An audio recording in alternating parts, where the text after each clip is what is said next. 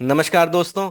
आज के इस वीडियो में हम बात करेंगे जो एम्प्लॉय स्टेट इंश्योरेंस एक्ट 1948 है, उसमें जो एप्लीकेबिलिटी के प्रोविजन दिए हैं वो क्या है।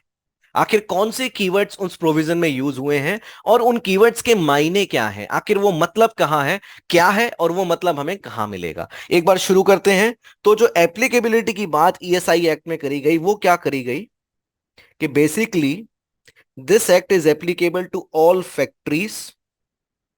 ठीक है, यहां पे ब्रैकेट में लिख दिया गया इंक्लूडिंग गवर्नमेंट ओन। ठीक है, तो सारी ही फैक्ट्रीज पे ये जो एक्ट है एप्लीकेबल है। बस इस एक्ट को एक्सक्लूड, इस एप्लीकेबिलिटी में एक्सक्लूजन भी दिया गया। वो क्या दिया गया? Seasonal factories. यानी कि मैं एक लाइन में अगर इसको बोलूं, so this act is applicable to all non seasonal factories. ठीक है, अब हम अपने कीवर्ड उठाते हैं। पहला कीवर्ड जो हमें मिलता है वो मिलता है फैक्ट्री का। तो आखिर फैक्ट्री यहां पे लिख दिया गया, इसका मतलब क्या है? दूसरा कीवर्ड हमें मिलता है सीजनल फैक्ट्री का।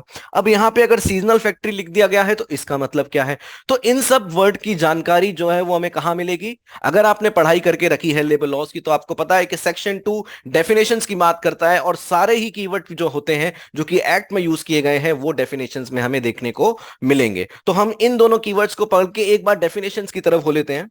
तो सबसे पहले फैक्ट्रीज माने क्या?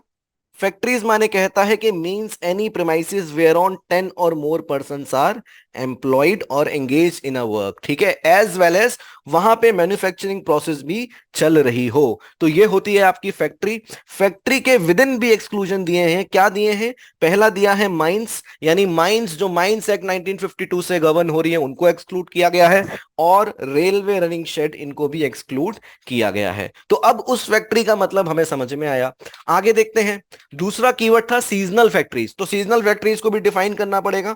तो क्या बोला है? Any factory which is exclusively engage in all these processes, जो कि नीचे दी गई है, यानी कॉटन गिनिंग, कॉटन और jute pressing, decortication of ground nuts and so on. कोई भी फैक्ट्री अगर इन सब चीजों में एक्सक्लूसिवली एंगेज है इनकी मैन्युफैक्चरिंग में, तो उसको हम सीजनल फैक्ट्री मानेंगे। As well as time limit भी दी है। वो किसके लिए दी है? वो इन दोनों बातों के लिए दी है। वो इसके लिए दी है, क्या है? Include a factory which is engage for a period of not exceeding 7 in a year in any process of blending, packing और रीपैकिंग ऑफ टी और coffee.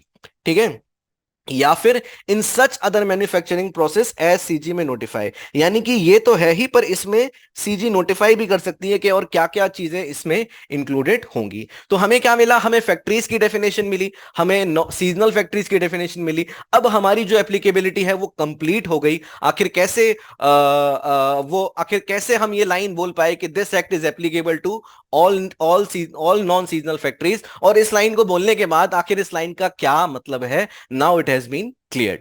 Bye the way, who we are human पेरिटस। हम UGC NET HRM में, management में और commerce में पिछले 10-12 सालों से तैयारी करा रहे हैं।